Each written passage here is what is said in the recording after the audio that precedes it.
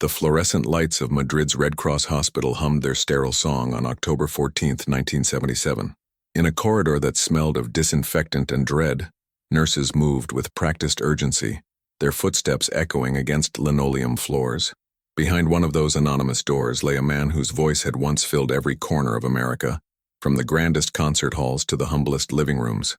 Bing Crosby, the crooner who had soundtracked a generation's dreams, now fought for each labored breath. His heart, that instrument which had pumped rhythm into countless ballads, was failing. The silence in that hallway was deafening, a stark contrast to the millions of records he'd sold, the thousands of stages he'd commanded. But how does a legend end up here? What invisible threads of fate weave together to bring the mighty to their knees? To understand the man on that hospital bed, we need to go back, way back, to before the fame, before the fortune, before the world ever knew the name Bing Crosby. His mother called him Harry Lillis Crosby Jr., born on May 3, 1903, in Tacoma, Washington, into a world that promised him nothing. The Crosby family wasn't destitute, but they certainly weren't comfortable. His father worked as a bookkeeper, grinding through ledgers and numbers to keep 7 children fed. Their house on North J Street was cramped, noisy, filled with the particular chaos that only a large family knows. Young Harry shared everything: bedrooms, hand-me-down clothes, dreams whispered in the dark to brothers who understood what it meant to want more than what you had. There were no music lessons, no fancy tutors, no silver spoons. What he had was a mother who sang Irish folk songs while doing dishes, and a father who believed that hard work was the only currency that mattered. The neighborhood kids called him Bing, after a comic strip character, and somehow that nickname stuck harder than his given name ever did. Tacoma in the early 1900s was a city of timber and ambition, where the smell of sawdust mixed with salt air from the Puget Sound. Bing would walk those streets with a peculiar kind of hunger, not for food, but for something he couldn't quite name yet. He'd press his face against the windows of vaudeville theaters, watching performers transform themselves into gods under stage lights. He'd listen to the scratchy phonographs in shop windows, mesmerized by voices that could make time stop. Something stirred in him during those moments, a recognition that his voice, that instrument he'd been born with, might be his ticket out of ordinariness. But dreams are expensive, and the Crosby family budget had no line item for stardom. At Gonzaga University, a Jesuit school in Spokane, Bing studied law because that's what practical young men did. But his heart wasn't in torts and contracts. It was in the speakeasies and dance halls where he'd sing for spare change and free drinks. His voice had a quality that was hard to define, smooth yet masculine, intimate yet powerful, like he was singing directly to you and only you. Fellow students noticed, girls noticed, and slowly, inevitably, Bing himself began to notice that maybe, just maybe, this wasn't just a hobby. The young man who would become America's crooner was still forming, still rough around the edges, still Harry from Tacoma who shared a bedroom with his brothers. He had no idea that his voice would one day sell over 500 million records, that he'd become the highest-grossing act in entertainment history. He couldn't have imagined that decades later, he'd be lying in a Spanish hospital, his legend complete, his story nearly told. O destino tem uma maneira peculiar de entrelaçar sonhos e pesadelos, e para Bing Crosby, essa tapeçaria começou a ser tecida quando ele conheceu Wilma Winifred Wyatt, conhecida profissionalmente como Dixie Lee. Ela era uma atriz promissora, uma estrela em ascensão com olhos brilhantes e um sorriso que iluminava qualquer sala. Quando se casaram em 1930, pareciam o casal perfeito da era dourada de Hollywood, 2 jovens talentos prontos para conquistar o mundo juntos. Mas o que o público nunca viu foram as noites em que Dixie bebia sozinha, enquanto Bing viajava de cidade em cidade, sua voz carregando sonhos através das ondas de rádio, mas deixando um vazio crescente em casa. Ela abandonou sua carreira para apoiar a dele, um sacrifício que Hollywood romantizava, mas que lentamente corroía sua identidade, transformando promessas em ressentimentos silenciosos. Os filhos vieram um após o outro: Gary, os gêmeos Dennis e Philip, e Lindsay. 4 meninos que carregavam o sobrenome Crosby como um legado e um fardo. Bing amava seus filhos à sua maneira, uma maneira moldada pela rigidez de sua própria criação católica, pela disciplina que acreditava construir caráter. Ele estava construindo um império, afinal. E impérios exigem ordem, estrutura, perfeição. Enquanto White Christmas se tornava a canção mais vendida de todos os tempos, enquanto multidões choravam ao ouvir sua voz aveludada, seus próprios filhos aprendiam a andar em silêncio pelos corredores de casa, medindo cada palavra, cada gesto, tentando decifrar o humor do pai que o mundo inteiro adorava, mas que para eles permanecia um enigma distante e frequentemente severo. A ascensão de Bing ao estrelato não foi apenas meteórica, foi revolucionária. Ele não apenas cantava, ele transformava microfones em confessionários íntimos, fazendo milhões sentirem que ele cantava exclusivamente para eles. Seus filmes com Bob Hope, na série Road 2, quebravam recordes de bilheteria.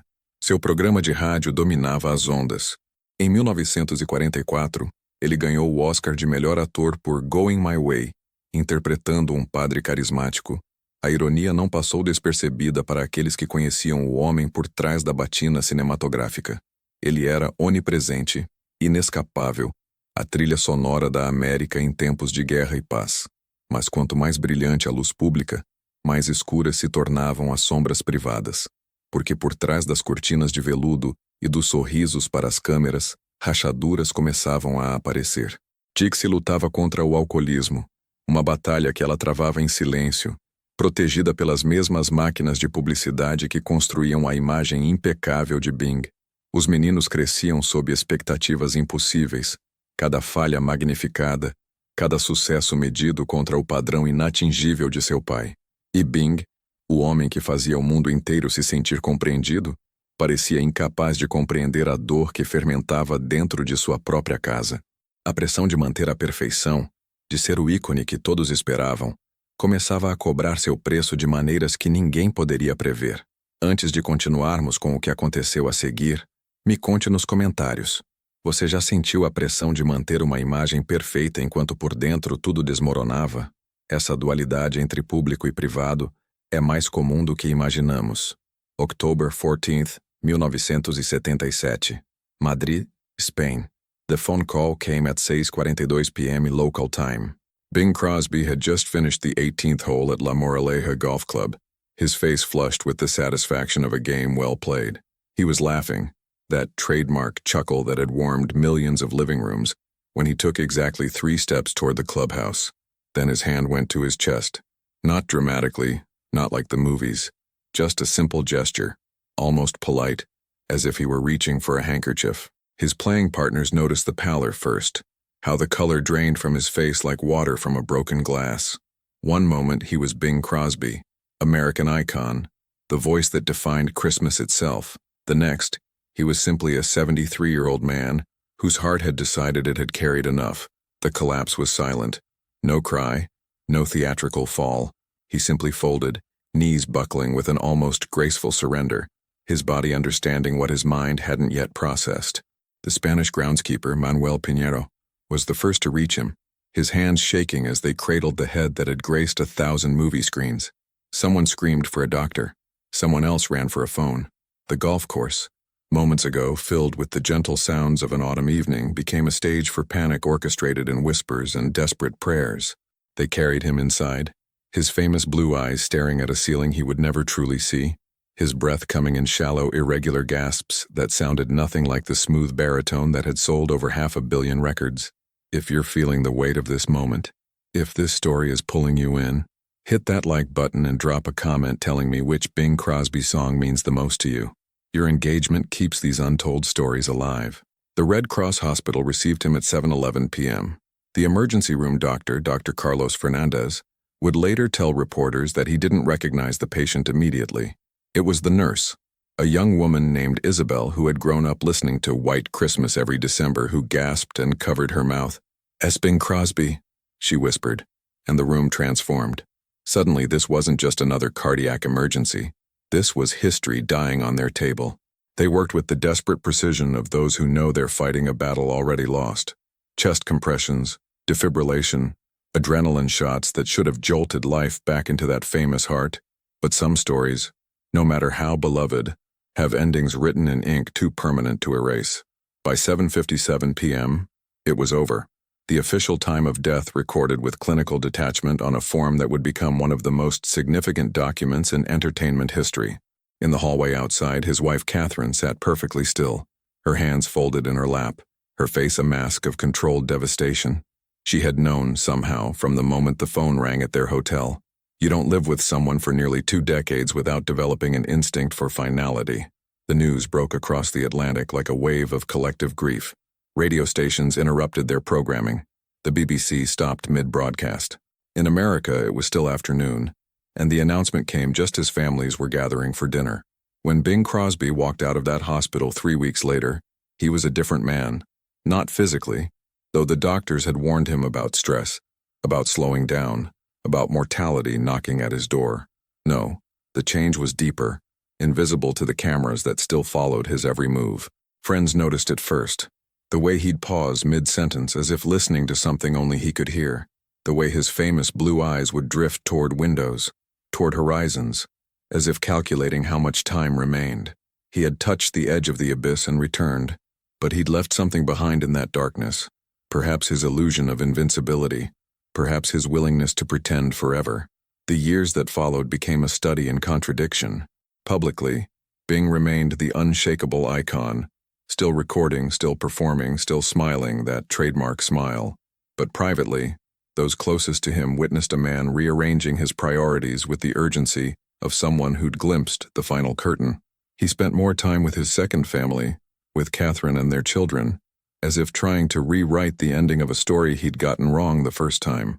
The workaholic who'd once recorded multiple albums in a year began turning down projects, choosing presence over productivity, moments over monuments. It was as if the crisis had given him permission to be human again, to acknowledge that even legends grow tired.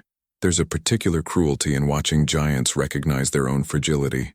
Bing had spent decades being invincible, the voice that never faltered, the star that never dimmed, the man who made everything look effortless. But that hospital room had stripped away the mythology, leaving only flesh and blood and beating heart.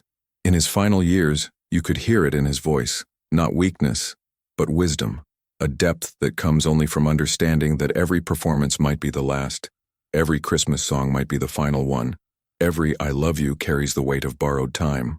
His death in 1977, collapsing on a golf course in Spain just after finishing a round, felt almost scripted, a final exit befitting a man who'd lived his entire life in performance. But those who remembered the crisis years earlier understood the truth. He'd been saying goodbye for a long time in 1,000 small ways. Every late-night conversation that ran longer than usual, every extra hug, every moment of vulnerability he allowed himself, these were the real legacy, more valuable than any gold record or Oscar statuette. The crisis hadn't destroyed Bing Crosby. It had finally freed him to be more than the image, more than the voice, more than the legend. In the end, perhaps that's what separates icons from immortals. The willingness to acknowledge the cracks, to let the light shine through the fractures. Bing's story isn't just about fame or talent or even survival. It's about what happens when we're forced to confront our own humanity, and whether we have the courage to change before it's too late. If you want to discover more untold stories from Hollywood's golden age, stories that reveal the human hearts beating beneath the legendary facades, hit that subscribe button. Next time, we're diving into another icon whose perfect image hid a crisis that almost ended everything. You won't want to miss it.